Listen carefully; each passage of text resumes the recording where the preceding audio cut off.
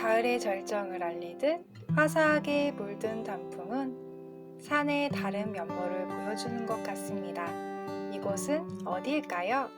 안녕하세요. 가을을 맞아 오늘은 칠보산을 찾았는데요. 오늘 칠보산의 이모저모를 알려주실 김희태 소장님을 모셨습니다. 소장님 안녕하세요. 네, 안녕하세요. 드디어 칠보산에 왔네요. 제가 사는 곳에서 가까운 곳이라 매우 친근한 산인데요. 등산을 좋아하지 않아서 정작 많이 가보진 못한 것 같아요. 아, 그러셨어요? 가까이에 이렇게 좋은 산이 있는데 이제라도 취미 삼아서 한번 올라보시면 좋을 것 같은데요. 네. 건강을 위해서 저도 노력해봐야겠네요. 그런데 수장님, 칠보산은 어떤 이야기들이 있나요? 네, 칠보산은 재밌는 전설 같은 이야기가 전해지고 있고요. 가까이에 용화사라는 아담한 사찰도 자리하고 있으니까 등산과 함께 주목해 보시면 좋을 것 같습니다. 그렇군요. 그럼 지금부터 칠보산 편을 시작하겠습니다. 이제 칠보산을 향해 발걸음을 내딛어 봅니다. 그런데 소장님, 칠보산은 왜 칠보산인가요? 네, 칠보산은 과거에 팔보산이라고 불렸다고 하는데요. 이곳에 8가지 보물이 있었는데 도둑에 의해서 황금 수탉이 없어지면서 팔보산에서 칠보산이 되었다고 합니다. 아, 이 이야기를 본 적이 있습니다. 저희 호미실천 벽화에서 본 것 같은데 칠보산 이야기였군요. 네, 그 벽화 저도 봤습니다. 세상 알고 보니까 다르게 보이시죠? 네. 예, 그러고 보니 화장실도 맷돌 화장실이던데 이것도 칠보산 전설과 관련이 있겠군요. 네, 맞습니다. 이러한 전설들이 깃든 여러 가지 이야기들이 칠보산 곳곳에 자리하고 있으니까 한번 눈여겨보시면 좋을 것 같습니다. 칠보산은 높이 239m로 산 정상을 오르시면 서수원 지역을 한눈에 조망할 수 있습니다.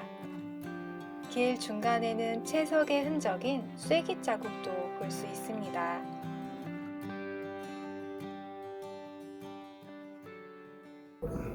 수장님, 사찰의 이름이 용화사네요. 네, 한 가지 팁을 드리면 사찰을 방문하실 때 해당 사찰의 이름을 보시면은 어떤 부처님을 모셨는지 알 수가 있습니다. 자, 이 사찰의 이름은 용화사인데요. 그럼 집중팔구 미륵과 관련이 있습니다. 왜 그런가요? 네, 미륵은 내세의 중생을 구하는 부처거든요. 근데 용화수 아래에서 성불한다고 전해지는 신앙이 있습니다. 때문에 이제 미륵과 관련 있는 사찰이 있는 경우에는 대개 용화사라는 명칭을 많이 쓰고 있습니다. 용화사 대웅전에는 눈여겨볼 만한 석불이 있습니다.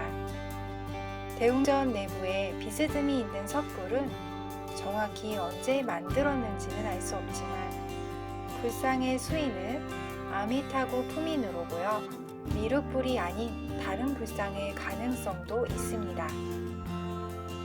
대웅전 옆에는 선신각도 자리하고 있어 사찰과 토속신앙의 결합을 잘 보여주는 것 같습니다.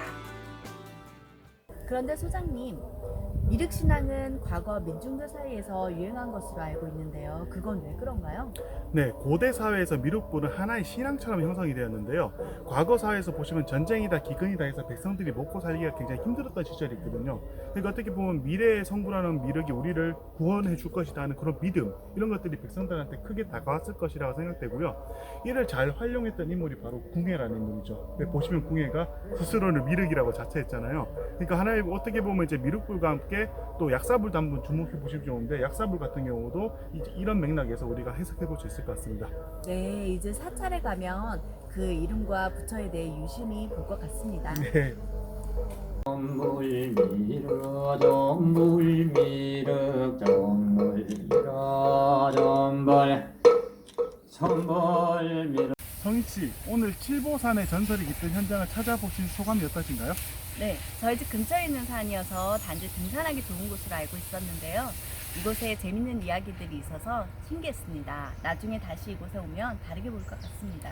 네, 칠보산은 높이가 높은 산이 아니기에 등산하기에 큰 부담이 없는 산입니다. 때문에 많은 분들이 칠보산을 찾고 계신데요. 칠보산을 오르실 때 칠보산의 전설과 용화사 등도 함께 보실 것을 추천드립니다.